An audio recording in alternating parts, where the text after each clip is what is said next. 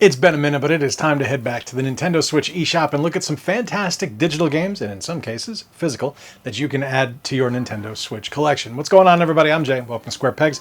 I do one of these. I used to do these every month. It's a little bit more distanced now. It's been a couple of months since I've done one of these, and I just love the Switch eShop. I think there's awesome games on there, and whether you're a physical collector like me or you also don't mind digital games, kind of like me, there's something here, I think, for everybody. And we're going to kick things off with what I think is one of the more charming games and more interesting games that was actually featured in a recent Nintendo Partner Direct, and it's called Chillin' by the Fire.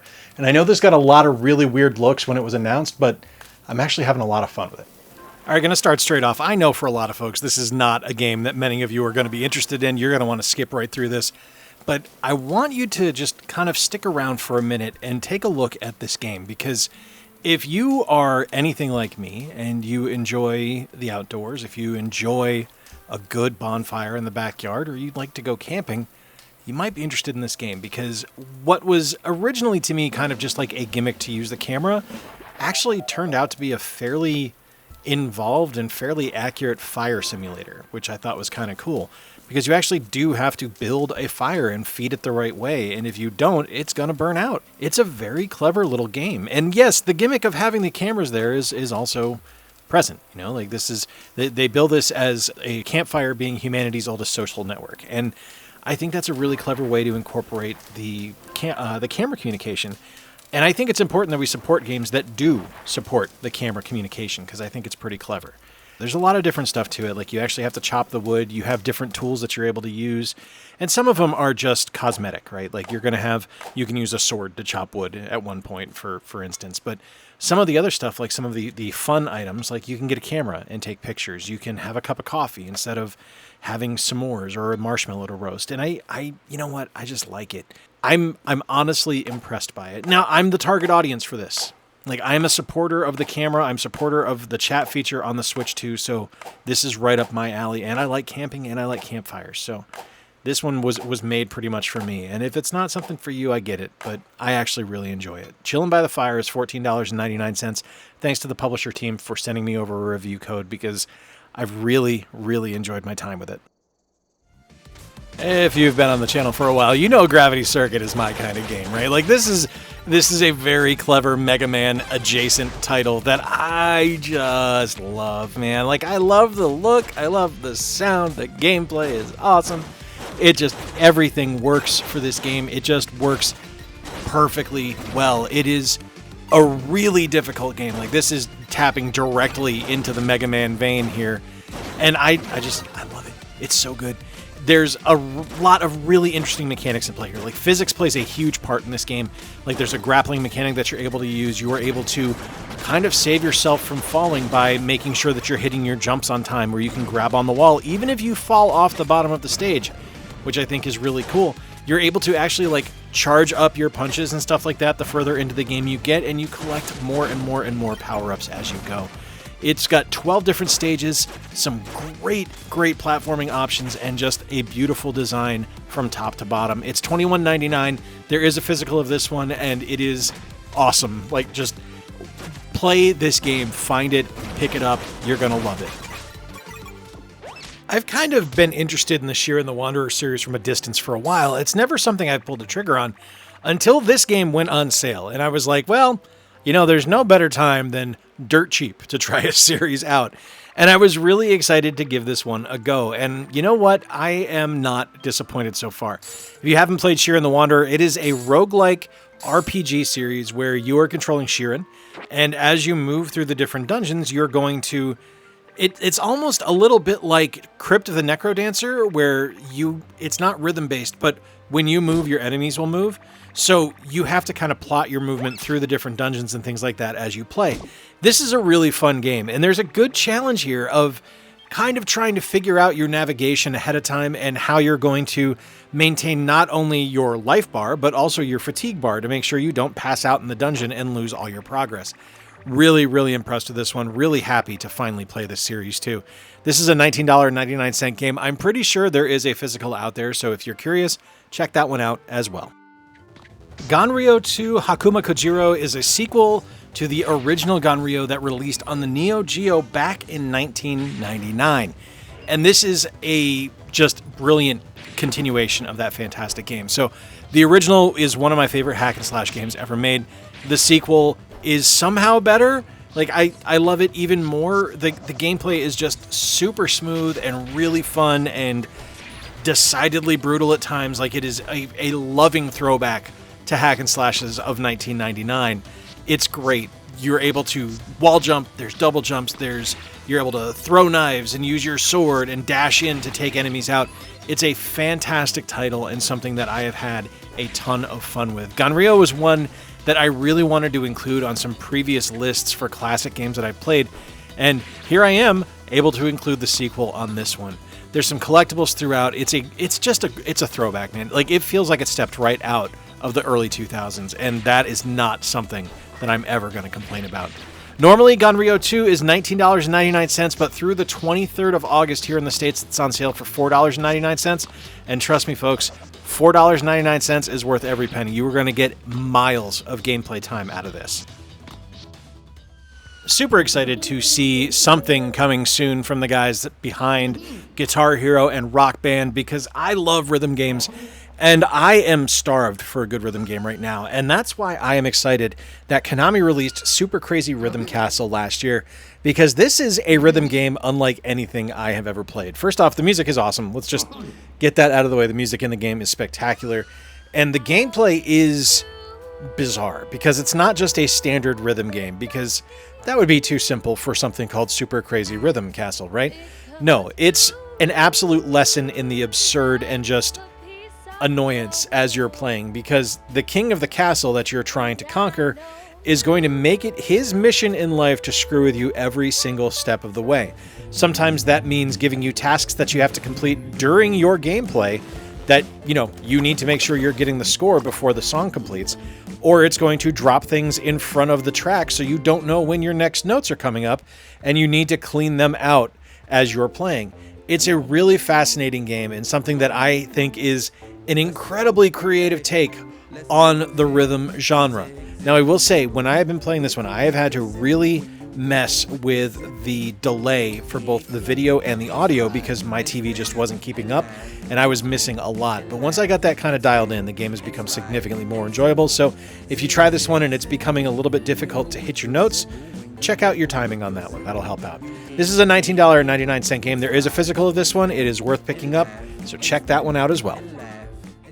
When I think of games from Flynn's Arcade, I usually think of kind of like cutesy single-screen arcade games, and not hyper-violent body snatcher games where you play as an alien that can stick to walls and ceilings, and you are able to dash through your space marine buddies on the space station and murder them in cold blood. That's not usually what I think of with Flynn's Arcade, but Ion Storm here is so good.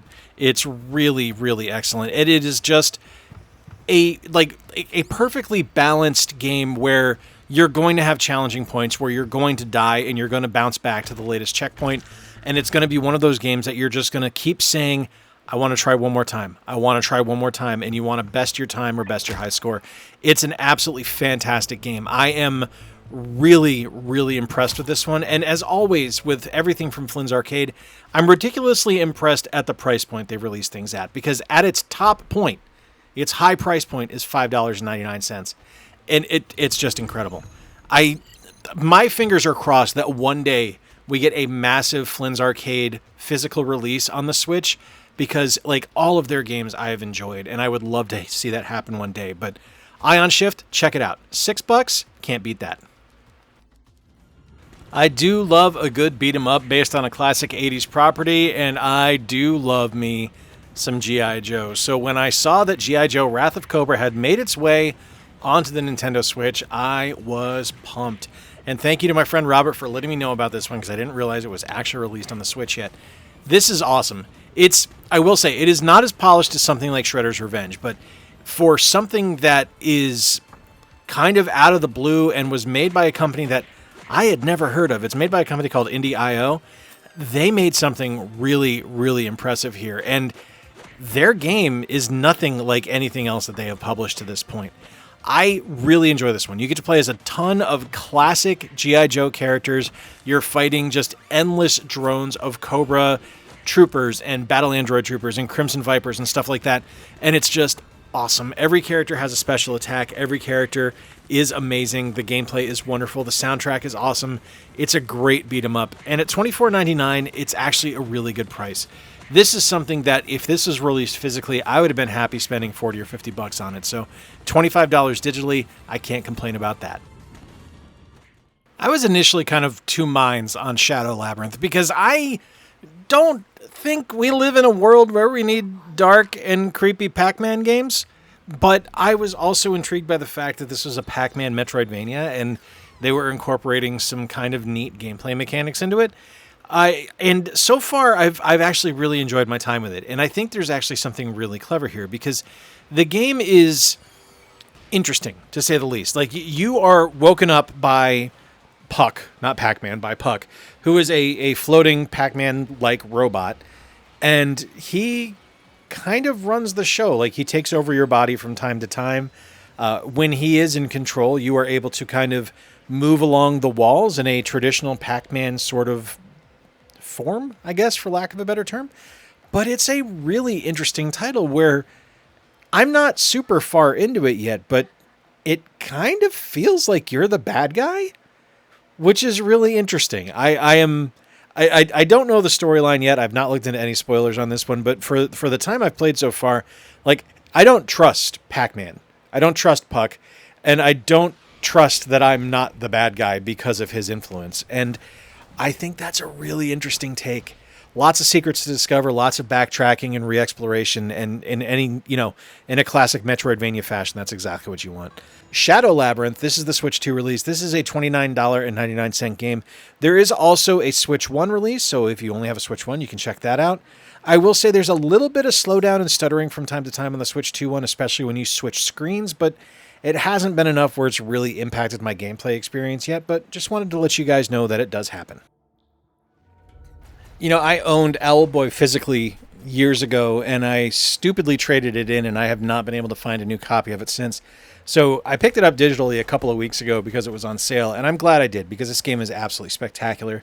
It's an incredibly charming platformer that isn't just a traditional kind of run and jump platform because, I mean, as a character named Owlboy, you would expect there's probably a little bit of flying going on. And there's a ton of flying going on. In fact, a lot of your combat is all based while you're airborne, which I think is really clever and really awesome. The gameplay is really cool because you're able to grab different things and manipulate them and move them around the screen.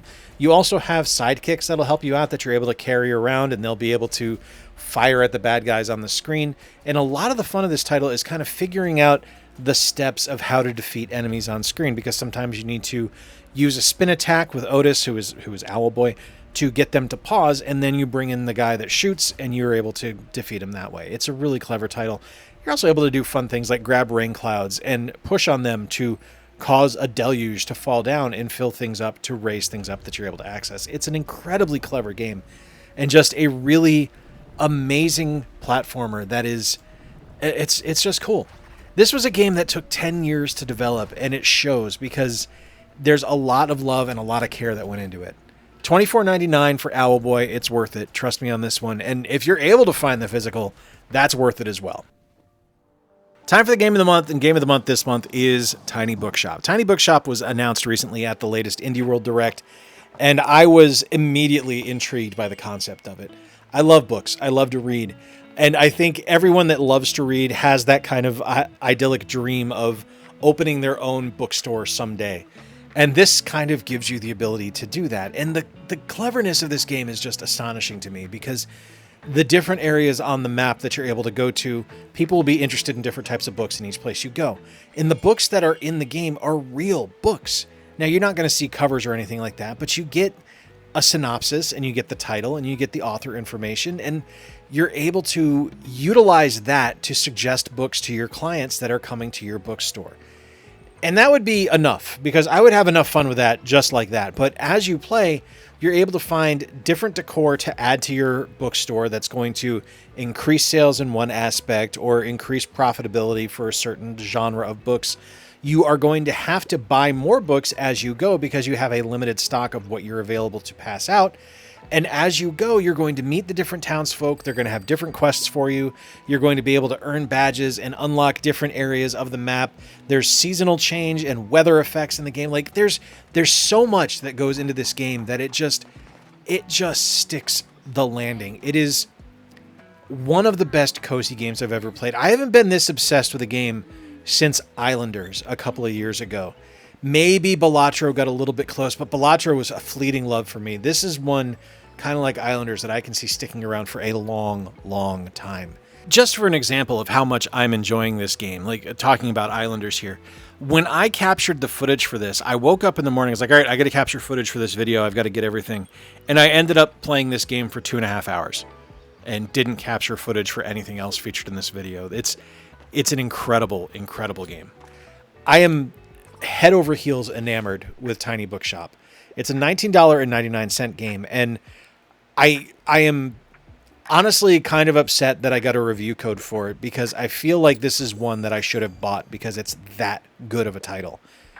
It's a perfect cozy game, and if you are looking for something cozy that is just reliable and fun and has a unique challenge, something I've never seen before, then Tiny Bookshop is a game you need to pick up. Yeah, finishing things off with Tiny Bookshop, which is a game that I am just honestly kind of obsessed with. I think it is an absolutely fantastic title, one of the best cozy games I've ever played. The gameplay is incredibly simple, but it's got so much going on that you can't help but enjoy it. But let me know in the comments down below, what game that I featured today looks the most interesting to you. Let me know if there's any that I haven't mentioned before. I've got a playlist on screen right now where I have done this literally for like 5 years. So if you're interested in any previous ones, there's a lot to choose from.